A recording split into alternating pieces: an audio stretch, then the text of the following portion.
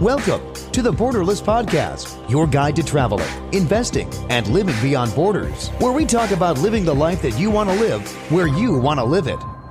All right, everybody, welcome to another Borderless Podcast. You're here with James Guzman, your host, and today I'm joined by Brandon Pearce, and we're here in San Miguel de Allende. He just moved here, a year ago? About a year ago. A year ago.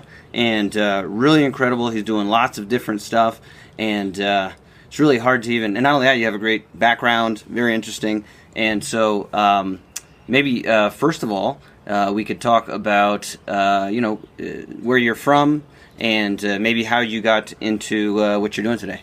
Sure. Yeah, I was born and raised pretty much in Salt Lake City, Utah, and my wife and I met there, had 2 kids, and through a huge series of events that kind of gradually led us to a point where we have been traveling the world for the past 9 years together, and I now have 3 kids, and a whole bunch of stuff has happened, as you mentioned, but yeah, Salt Lake City, Utah is where we started. Yeah, right, but you I think it's really amazing how you first got started as far as the location independent side of it. That's something that a lot of people, I talk about all different ways that people can accomplish that, because really that's the first thing, is getting that money or whatever you need in order for you to move around. And what you did was very interesting. It's it's not a lot of people do like Amazon stores or drop shipping or I don't know something or coders, but you actually designed a software that was very successful. So how did you design software before that, or no? I was I was planning to become a computer programmer. Yeah. This was like in my early 20s. I was working at a call center, just doing internet tech support, like dial-up tech support, making like pennies. But I was also teaching piano lessons on the weekends. It's kind of a side job because I love music as well. But I knew that like the career path that I wanted to go down was programming. That's all I had in mind. I didn't have any ideas about making a business or traveling. I mean, I wanted to travel, but I didn't know how. It wasn't really on my radar. But there was a point at my job. So I was going to school in the evenings to study computer programming, and I was doing some coding during my work, at my job, doing homework. And I was good at the calls. I could take the calls. I knew how to answer all the questions like the back of my hand. But one day my boss came up to me and he said, you can't be having your computer out while you're at work. And I thought, this is kind of like, this is what I want to be doing, is programming. I don't really want to be at this tech support job. So I had to make a decision. Am I going to put the laptop away and just twiddle my thumbs waiting for calls, or am I going to do something else? So I decided to quit my job and take the first bold move toward the career that I wanted to have. And at the same time, I had been working on a program just on the side. I was still fairly a beginning programmer, but a program to help me keep track of my piano students. So just to keep track of the billing and the scheduling. When the students would come to the lesson, they'd say, "Hey, Brandon, how much do I owe you?" And I'd have to, pull out my records and calculate a bunch of stuff, and it took forever, and it was kind of a pain. So I thought I'd make a little system to help me keep track of how that worked, keep track of their payments, when they were coming. And eventually I got the idea through a friend of mine at college. He said, "Why don't you turn that into a business?" And I thought, well, yeah, there are other music teachers out there who might benefit from some software like this.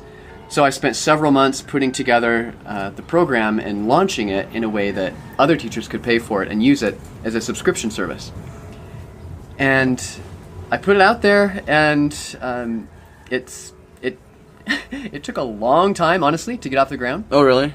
It took years before it was making significant income. But I remember around this time, my wife's father lost his job at a computer company. He was doing, he was high up in the company. He didn't really do anything wrong. They were just downsizing. And I got struck with this sense of, why am I going toward this degree in computer programming? Why am I trying to build a career for myself when I'm just working for somebody else who could fire me at any time? Just like I kind of quit my job here, or in a way almost got fired. When, what I really wanted, I wanted financial security for my family. I wanted my family to be taken care of, no matter what happened to me. And I thought, well, maybe this business, maybe this little software company that I'm making could turn into that. Right. So even though after the first year, I don't know, making a few $100s here, maybe a few thousand after the first few years. It wasn't much, but I thought, I'm seeing people are paying for it, people are liking it, so I'm going to keep putting energy and effort into this with the hope that it will one day turn into something. And yeah, after 4 or 5 years, it was making enough to where I felt I could quit my programming job, which I then had, and then eventually sell our house and everything and start traveling the world. Yeah. And running that now from everywhere, and it's also become kind of a business that it's a 4-hour work week business. A lot of people say, you can't do that 4-hour work week thing. It's just a joke. Yeah. But I literally do work less than 4 hours per week on this business. On that business. Yeah. And it provides for my family. But it did take a lot of work in the beginning. It took a ton of work, years and years and years of like 70-hour weeks trying to build it. That's the thing with the 4-hour work week, is you got to front load all the work, and hopefully it pays off. And with you it did, and you were persistent with it. And you got to be making pretty good. It sounded like a good amount of money with that, right? I mean, just passively. High 6 figures. Yeah, that's crazy. That's so good. And so it took 2 years, 3 years to get off the ground, really going. I launched it in a matter of months, but I think after 3 or 4 years, it was still only making like $1,500 a month. Yeah, $1,500 a month, which wasn't what I was making at my job. But I knew that I could supplement. If I quit my job, I could take that money, put more effort into it to grow it faster, and I could supplement the income in the meantime with like freelance programming gigs and stuff like that. Yeah, and so now that's gotten you to where you can, you've been traveling and stuff, but now you're basically hanging out here in San Miguel most of the time, right? I mean, you still travel. Part of the year, yeah. I mean, we're doing a lot of travel still. Yeah.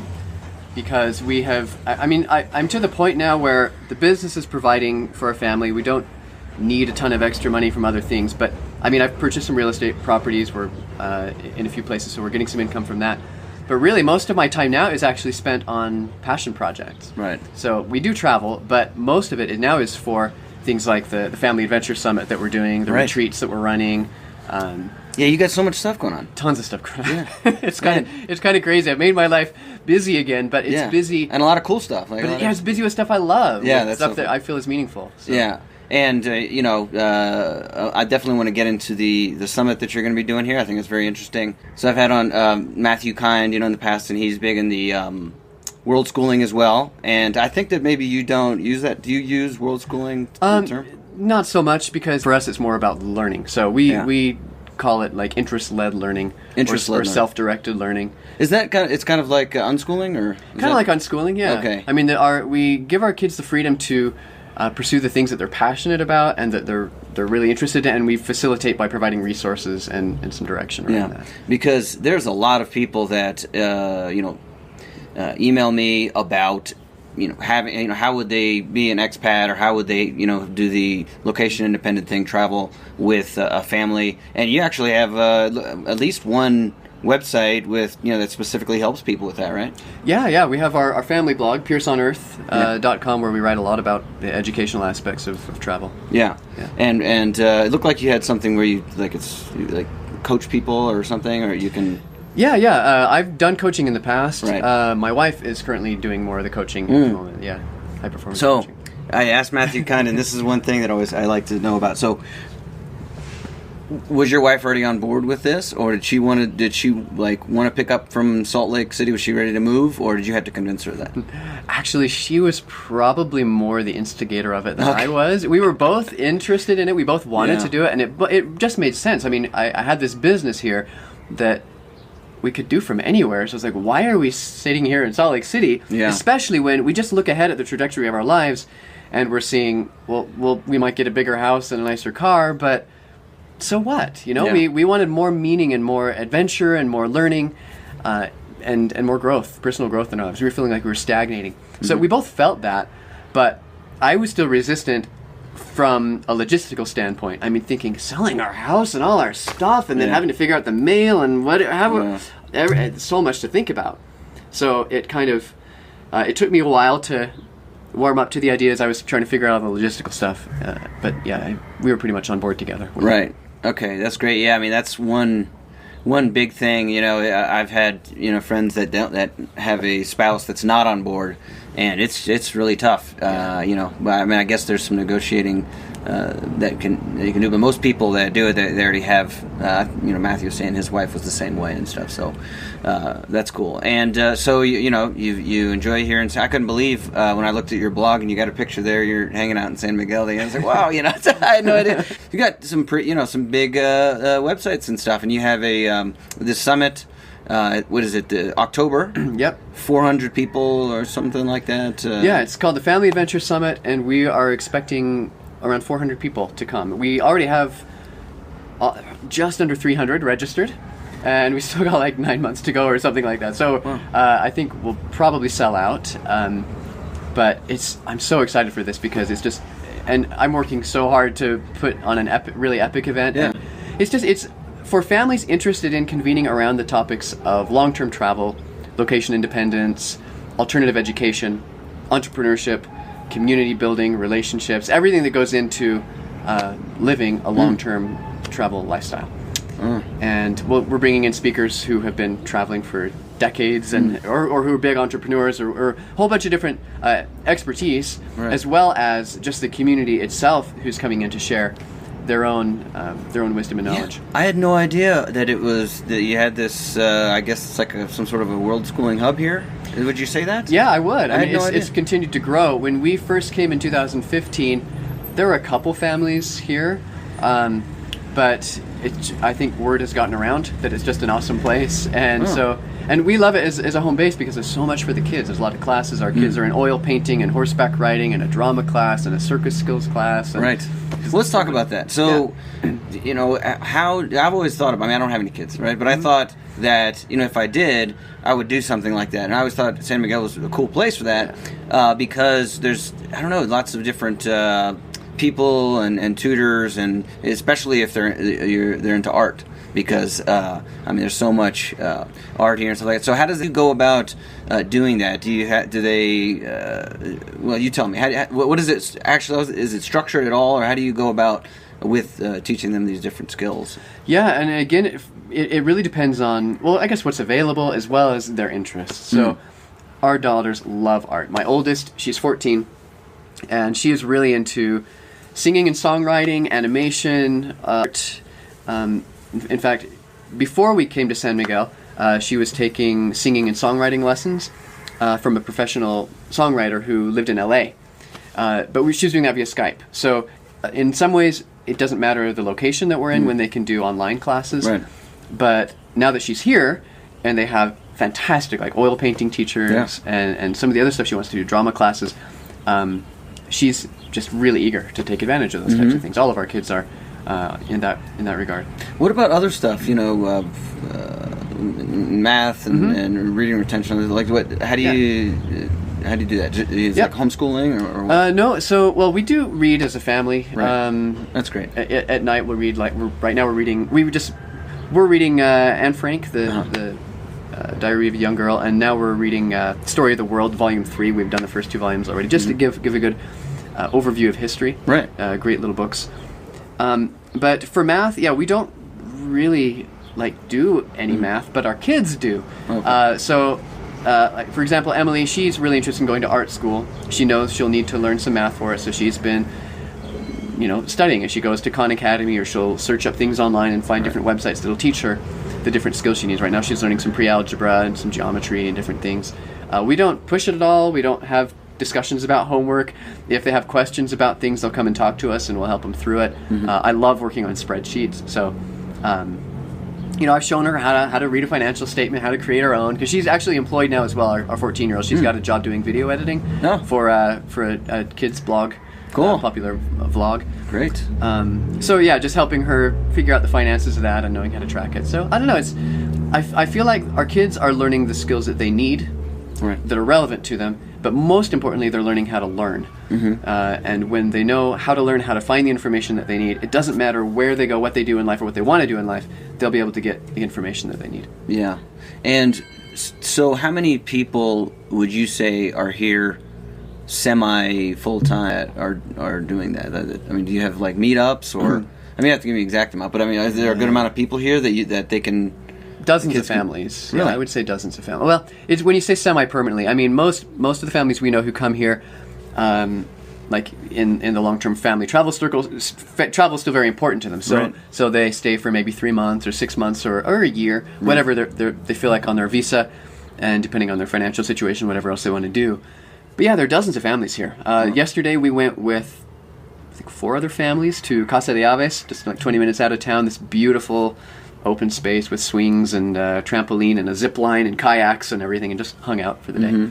It's really fun. Yeah, I mean that's really cool, man, and it's just interesting. I'm just watching like how things develop.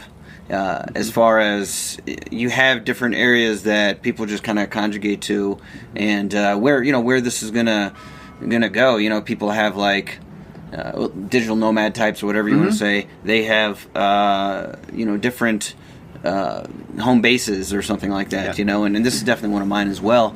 Yeah. Are there any others that you can say that you have a home base right now, or is this your main one? Yeah, we home based for 3 or 4 years in Bali, in Ubud. A lot of people go there. Yeah, we love Bali. It's Yeah? it's a huge entrepreneurial hub and a lot of great Very inexpensive. homeschooling No? communities there, very inexpensive. And if you're looking for an international school, they've got some cool ones there like Green School and different places. But yeah, I mean, this is a movement, I think, right now. When we started 9 years ago, we thought we were the only family out there traveling long term. And there were a handful of others, but the years, it's just exploded. And Wow. there are thousands of families out there right now traveling the world like this.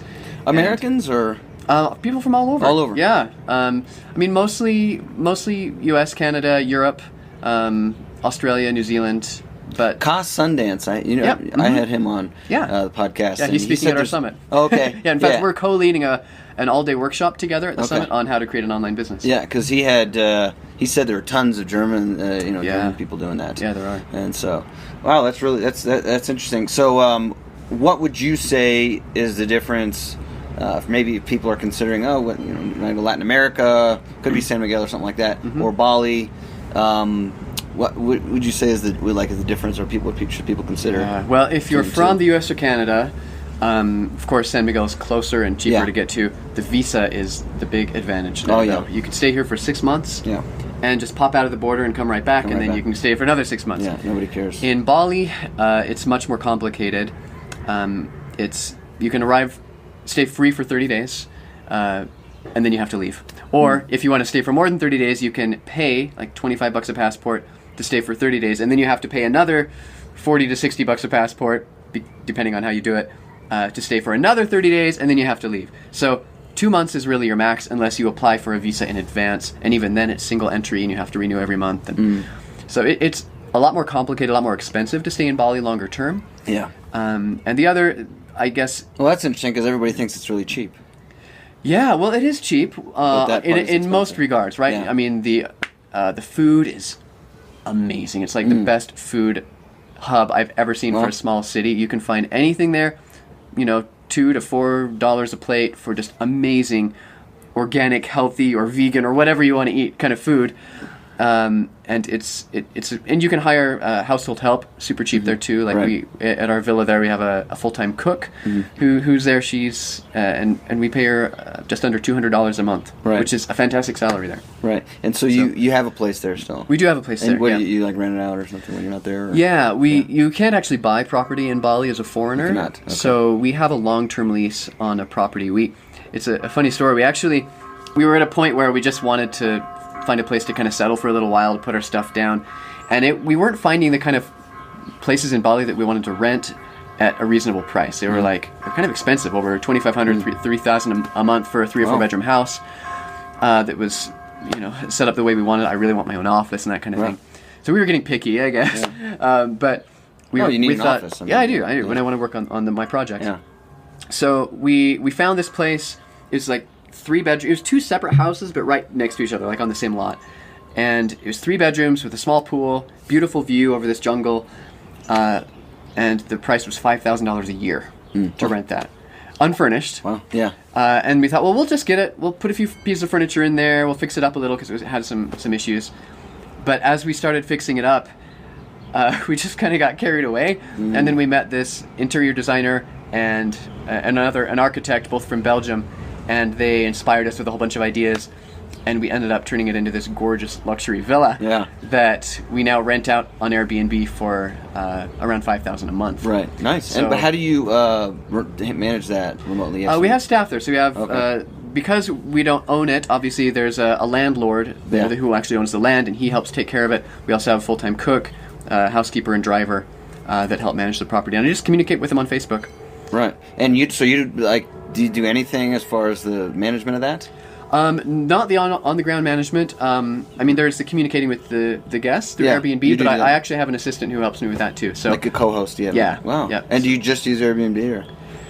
For that property, yes. We started doing home away with this one, although the first experience wasn't so good, so I'm not sure what we'll continue with it or not. I work with a lot of these different types of stuff, so I'm just, interested in how that. I mean, Airbnb seems to be working great for a lot of people, and I like that strategy. That's pretty much what I'm trying to do too. Is you have a place in different bases that you have, and then when you're there, you got your place, and then when not, you can rent it out and you can make some money, and it's just it's a great opportunity to be able to do that. I also really appreciate, after living in other people's spaces for 9 years, it feels really good to be here in a place where we've kind of chosen some of our own furniture and our art, and we know like the layout is one that we chose.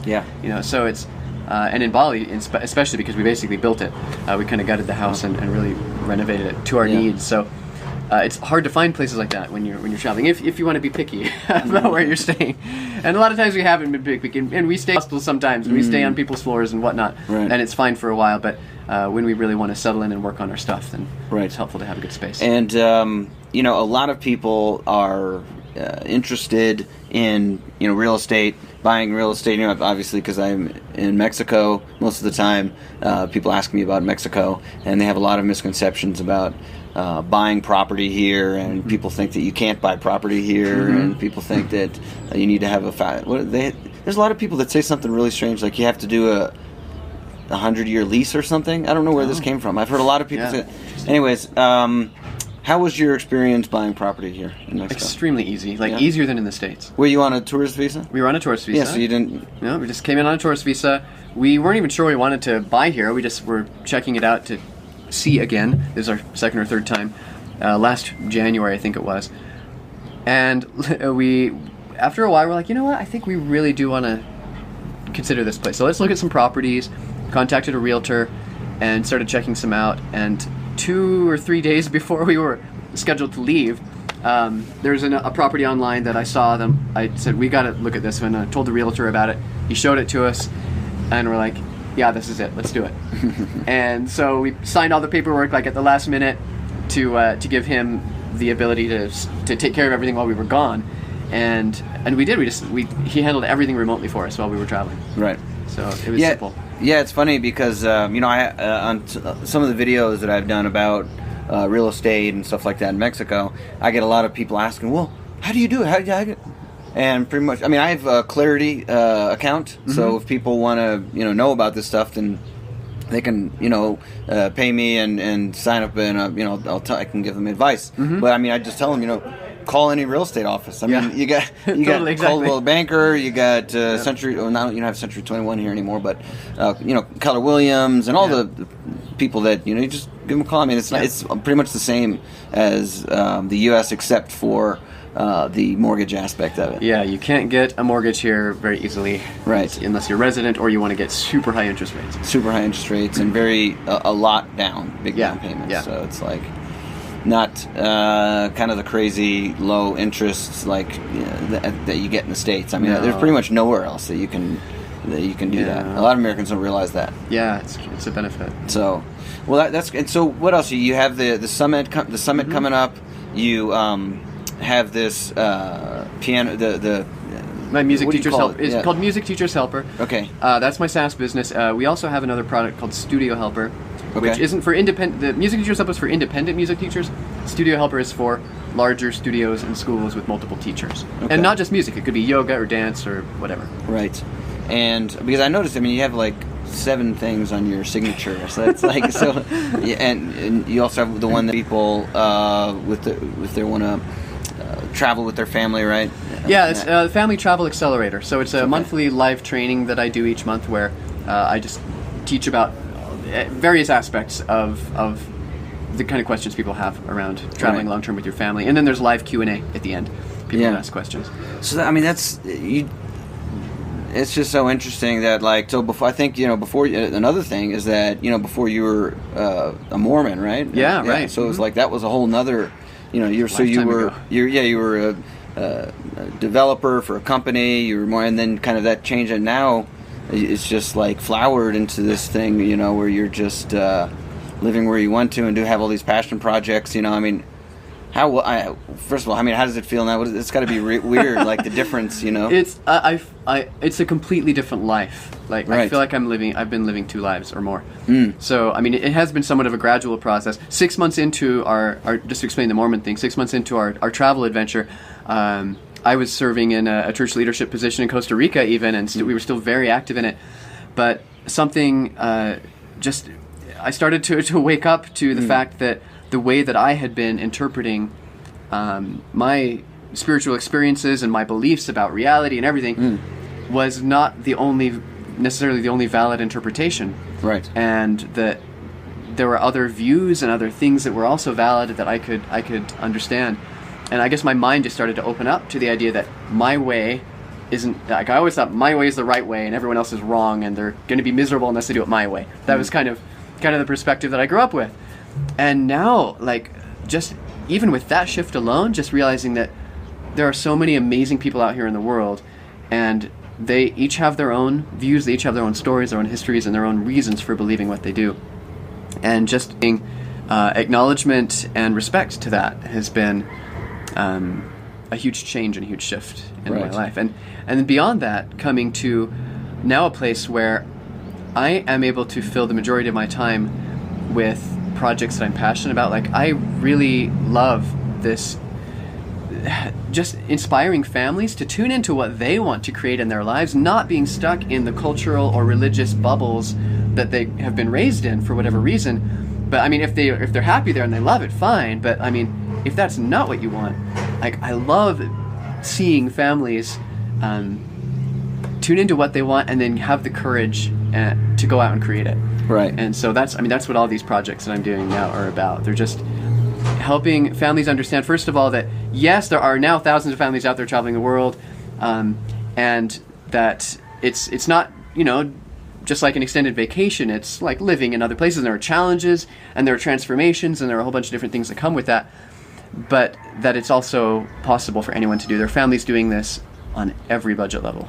Right. We've done surveys at Family Adventure Summit, people traveling around the world on less than $1,000 a month, upwards of $10,000 a month, and the whole range. The family that we're doing the retreat with in Europe this summer, they have 2 teenagers, and they've been traveling for the past 6 years to 40 different countries on a budget of $25,000 a year.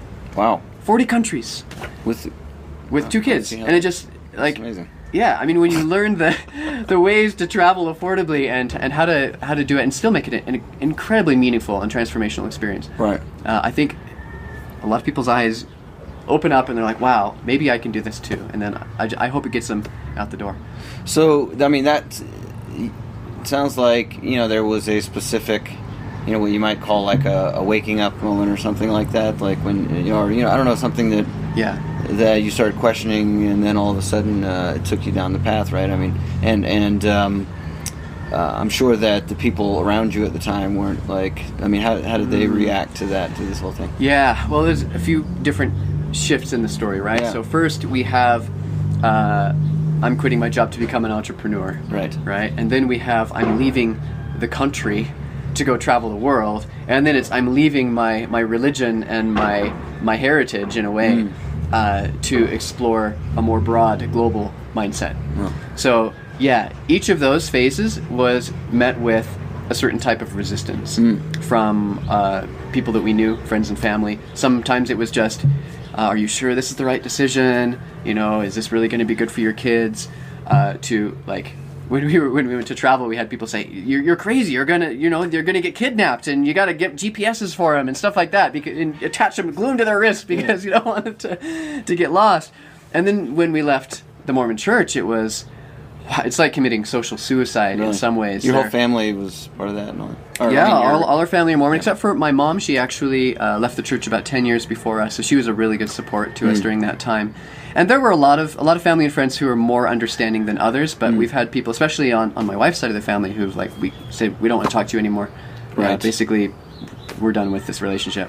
Yeah. And I posted a 30-page document on my blog about why we left the church, our whole reason and journey and story out of it.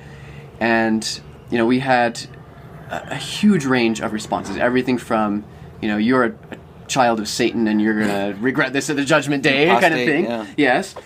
You're a sinful apostate. To, wow, you have some interesting perspectives there. I can see you've researched this a lot. I don't agree with you, but, fine. To other people thinking like, wow, this is something I've struggled with so much. Thank you for helping, clarify all this for me, and others who said, like, I've been through this journey. It feels so good to have, to know I'm not alone in this. And other people who are, like, struggling in their relationships with their spouse, like, they're still going to church or whatever, but they don't believe. And just, there's a lot of incongruence there, I think. And it's been revealing for me when I posted that to just realize that, it's the same story coming from me, but the reaction is really saying it's about the other people. So because of the range, it's not like before I would take things personally when someone criticized me, right? But now I realize it's not about me; it's about them, and sure. Everyone has their own views and their own way. This is another thing that kind of revealed that to me. That everyone will come to it with their own interpretation and their own story, and that's fine. It's what they're feeling, and some people may want to distance themselves from us, and it was hard. It was really, especially for my wife, but also for me, just facing the social ostracism and the judgment that we received when we announced that we were leaving the church was really huge. But because of that, it's freed us up to create new community with people who really get us and really resonate with us on a deeper level than just what we believe about, where we came from and where we're going after we die. Right. Yeah. Wow. And so, it's probably a little less drastic than, I don't know, maybe not. He was Jonathan Lockwood was the co-host. I used to do this podcast with him, and he had a similar thing when he was, Jehovah's Witness, and we did a whole podcast on that. But I guess it's a little less drastic than that, probably. Yeah, maybe a little bit. They're very similar. Those two religions really? are very similar. They both do proselytizing. In fact, the J-Dubs showed up at my door yesterday. Yeah. There's American Jehovah's Witnesses here. In and I see the Mormon missionaries all the time too. Yeah. But and I was a missionary in Japan.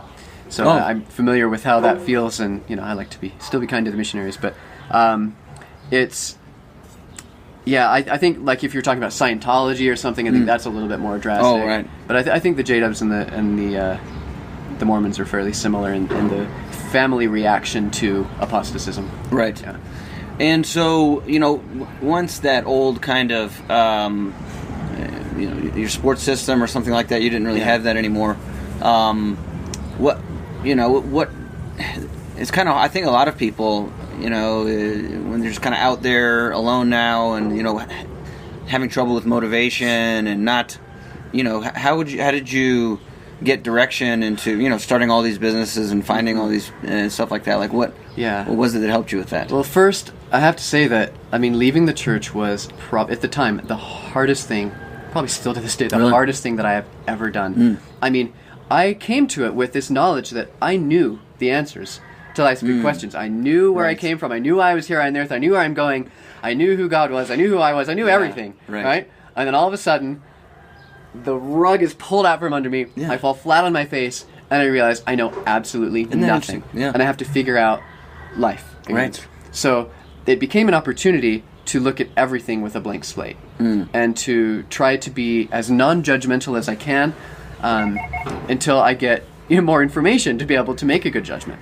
So it took years, honestly, of kind of stumbling through and trying to figure out who I was and what I believed and what I wanted. I had my experience to go on, which is good, but my experience is very limited outside of the church. Right. So, we explored a lot of different things, and traveling has really helped because we get exposed to so many different ideas and so many different people. Right. Yeah.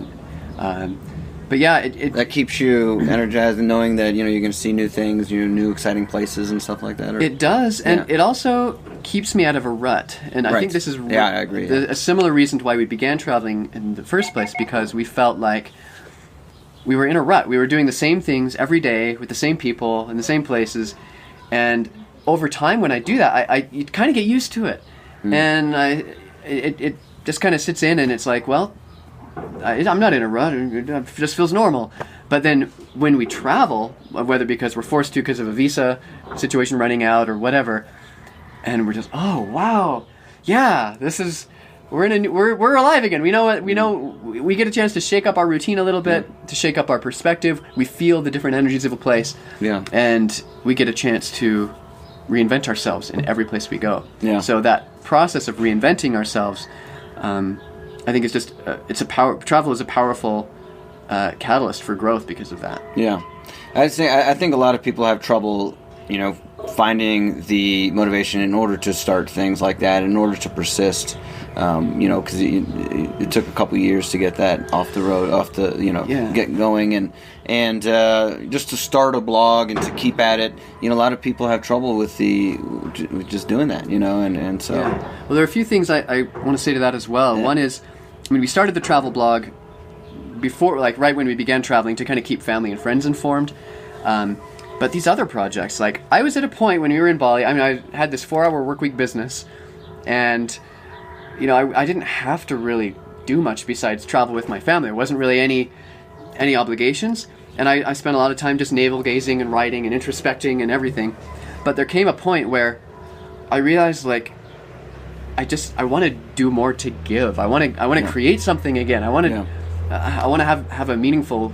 I want to have more meaning than just my own self-interest. Yeah. So that's where that's when the ideas for Family Adventure Summit, the At Home in the World retreats, my Dream Achievement Blueprint program, my Family Travel Accelerator, all these other projects started coming to fruition as a way for me to serve and to give. Right. Yeah. I think that it's interesting what you were saying about maybe you didn't have all the answers.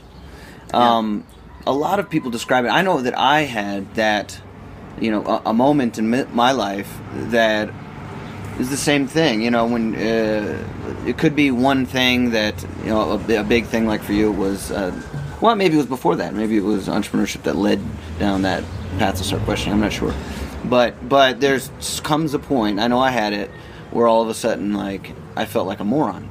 Oh my God, I have a lot of catching up to. I got to learn a lot of, I thought that I knew a lot of stuff. Yeah. And I didn't. So all of a sudden I'm like, wow, I got all of the knowledge of the history of the world now, and it's right at our fingertips. And it just, so it's just kind of an interesting phenomenon. I don't know what that is, some type of psychological thing that all of a sudden, wow, I don't know anything about anything. It's waking up, really. Right? It's I don't know. If somebody has studied that, psychologically or something, or what that's about. I think a lot of people experience that in different ways, and you don't have to even necessarily travel to experience that, but I think it's a huge catalyst for a lot of people to experience that. Maybe psychedelics would be for someone else, or just some other experience that maybe a death in the family or something. Right. But it'd be interesting to read a study or something. Yeah, someone should, because it's just an interesting phenomenon. So what would you say, if somebody, is in a position that, they want to start to do, their own thing, they want to start their own business or get some type of location independent income. What do you think, to get started? What do they need to do? Yeah, if income is what you're looking for, well, it also depends. If your goal is to, for example, to travel the world with your family, you don't necessarily need a business to do that. In fact, the majority of families, from our research, who are traveling the world long term are doing it just as remote workers. They have a job with a regular company, but they're allowed to work remotely. Right. So that's, first I would say if you're cool with that, then, contact your employer, see if they're willing to let you do that, or find a job that does. There's also freelance gigs, and you can go to Upwork or freelancer.com and find those types of gigs there to do. Do people online actually make a full-time living doing that? Yeah, absolutely. Yeah, I employ several who do. Is that right? Yeah. Okay. Yeah, everyone who's in our company, of course, works online. It's a remote company.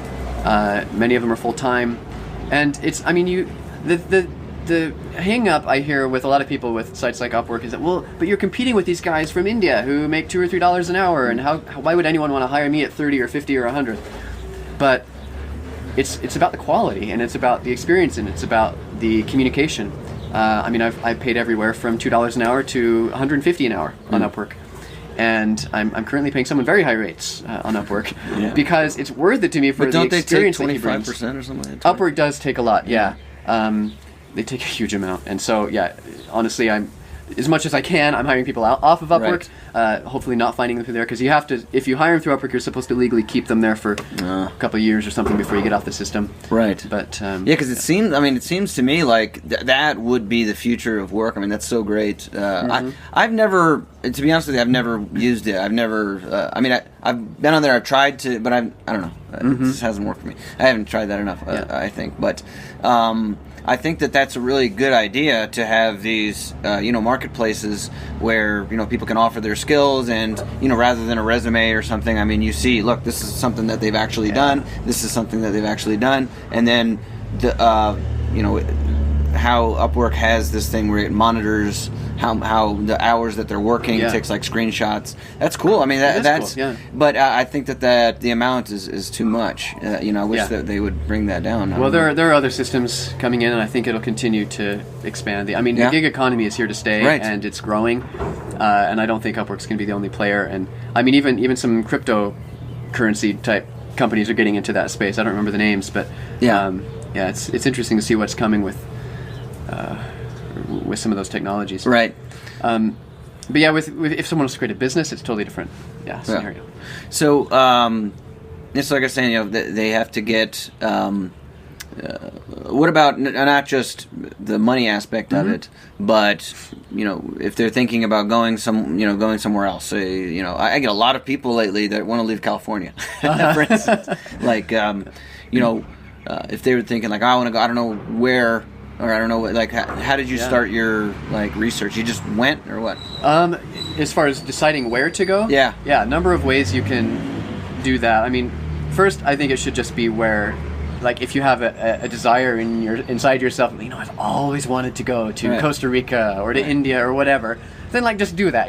That's if that's calling to you. Right. But otherwise, look at finances. Look at you can go to expat websites and talk to people who live there, who are foreigners, to get their perspective on it. You can look at visas. You can look at cost of living sites like Nomad List or Numbeo.com, things like that.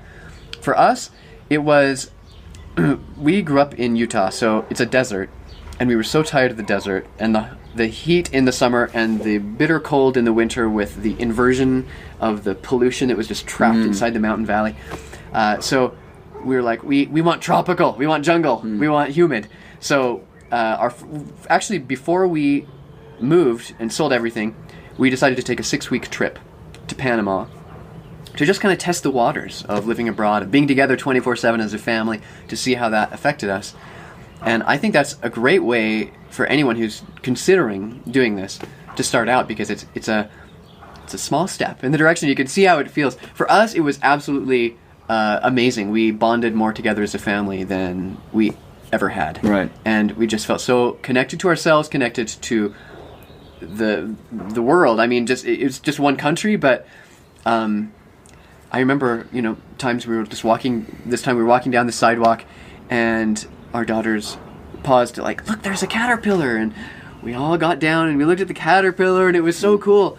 But I just remember, I feel like that never would have happened back in Utah. And I know other families are probably more present than we were at the time, but for us, we realized the phrase to stop and smell the roses was something we weren't doing in our lives, and it's something we wanted to incorporate more into our lives, and that this environment was really helping with that. So we decided after we came back from that, we're going to sell everything and we're going to move to Costa Rica. And Costa Rica we chose because, again, it's tropical, similar to Panama. We knew we'd like it. My wife spoke Spanish, which was helpful. And we could get free airfare there. Oh, great, yeah. Because my stepmom worked for JetBlue at the time, and so we were able to fly for free. But it's just incredible. I guess there's a psychological thing to it. I my whole life have kind of moved around a lot and things. So I was kind of used to. I have never. I I don't think I had like a hometown or something. I mean, I grew up mostly in Charlotte, but I moved there when I was I don't know, 7 or something, and then I moved away, and then I came back, and I don't know. But there is a psychological thing a lot of people have, and I understand that. But once you get past that, it's just so incredible how much you can improve your standard of living and things that you're talking about. That I mean, with the the business that you're making, that you have, all the businesses, that first of all, that's you're making a lot more than you would at a job, creating passive income. Also, I mean, if you want to, you can structure it in a way where you'd be paying less taxes than you would as just a regular worker. Yeah. And you live in a place with a low cost of living. You can save money on health insurance and all this. I mean, it's just, and then at the same time, your quality of life, as far as like you're saying, you could spend time with your kids. You get to work from home, so you don't have the horrible commute. It's incredible. Yeah, it's incredible. It's like a no-brainer if you can try to do it. Any of that those aspects and apply that. Yeah. It really is great. My last job was in the Navy more than 10 years ago. That was the last time and I just can't even picture myself doing anything like the going. I don't think. It's just, I don't know. Anyways, it's just isn't it great how we grow and change? And right, yeah, right. And I think it's great, all the the new technologies that are allowing us to be able to do this type of thing, and all the new hubs that are growing up. And it's always cool to run into people like you and just have, I didn't even know about this summit and all this type of stuff. Before we wrap up, maybe since I'm in San Miguel, you've bought a house here, you've traveled a lot. Maybe talk a little bit about the city. So when did you first come here? A couple of years ago? 2015. Over Day of the Dead. Yeah. Oh, the Day of the Dead. Yeah. That's a good one. That's a good one. Yeah. And and that's also going to be when we're holding the summit this year. Is over Day of the Dead. Oh, okay. Yeah. Dia de los Muertos. Yes. And let's check this. And so, what is it about San Miguel? Why did you like it? Why did you decide to buy a house here? This goes back to the question of how do you decide where to travel? And I think it's different when you're looking for a place you want to go for a couple weeks versus a place you want to spend significant time. And for us, the main criteria were an amazing community. So we could have classes for our kids, friends that we could really connect with. And low cost of living and easy visa and all those other situations. Nature was also important. Yeah. However, this did not score very high for us in that regard, and that's the one thing that I mean, it's not the jungle, it's not Costa Rica. I love Costa Rica is like my ideal climate, or Bali, but neither of them had quite the same community as this, and that's what we were really missing. It's kind of an arid desert here. It's kind of arid desert. I mean, we have trees and plants. We have this a non-arid garden. desert, I guess. It's not like the Sahara or something. No. It's like a high desert. Yeah. I mean, we've got lime and lemon and grapefruit and plum and a few other trees here on our roof, which is cool. But you can go to the park, and there's a playground there, and there's beautiful trees there. You can go out to Costa de Aves, but beyond that, it's not lush, in other words. Beautiful flowers, throughout the year, in different colors, and they got the jacarandas that bloom coming up here soon, and everything. But for us, it was mostly the community that drew us here, that made us want to stay. And also, we knew we would be going back and forth to the States a little bit more lately. We were visiting a lot of conferences last year, speaking at a few, and our family is closer this way, easier to travel to see them than it is from Bali. Yeah. And the one thing also that we love here is the culture, and I don't just mean Mexican culture. I love the Mexican culture here. It's so fun and rich and vibrant, and the colors and everything are so beautiful here. But even just the Western arts. In Bali, that's one thing we found we missed there, because you can experience incredible Balinese arts and culture and dances and everything, but it's really hard to find anything like a symphony or an opera or anything, any of the Western arts, which is something. And it's a small city like San Miguel, maybe 120,000 people here, but so it's hard to find that kind of stuff in any small city in the world. But here they bring in just some amazing performers, amazing different opportunities for that, if that's what you're into. Sure. All right. So if people want to come down and check out your conference here, how do they go about it? What do they need to look at the webpage or? Yeah, if you go to familyadventuresummit.com, you can read all about the. You can see some videos from last year, which I highly recommend you check out. A little bit about San Miguel, what we're doing this year. And one thing we haven't talked about yet is that it's not just come and learn how to do this and, learn about the education and the entrepreneurship and the travel aspects. That's very well covered. But it's also got, we also have an epic kids program with, last year we had like 40 different activities for the kids to choose from. They went rock climbing, they had guitar lessons, We have an art room that's set up all day for anyone to go into and be able to do painting and different things. And we're bringing in a lot of aspects of Mexican culture. So in addition to the education and the learning for the adults, there's also that going on for the kids. And then, of course, just the networking with incredible, inspiring people who are intent on living with purpose and adventure in their lives. And it's so inspiring for me, too, just to be surrounded by these people. Awesome, man. Congratulations. That sounds great. And so it sounds like everything else pretty much you can just go to your blog, right? If you go to pearceonearth.com, it's PEARCE on earth.com, you can see list of all the projects we got going on, and also read about some of our travel adventures and different educational philosophies and whatever else you're interested in. For sure, yeah. I'll definitely put a link to all that in the show notes. And, thank you for coming on the Borderless podcast. I appreciate it. It's been great meeting you and hanging out. It's been such a pleasure, James. Thank you. Okay. Talk later. Thanks for joining us for the Borderless podcast. Traveling, investing, and living beyond borders.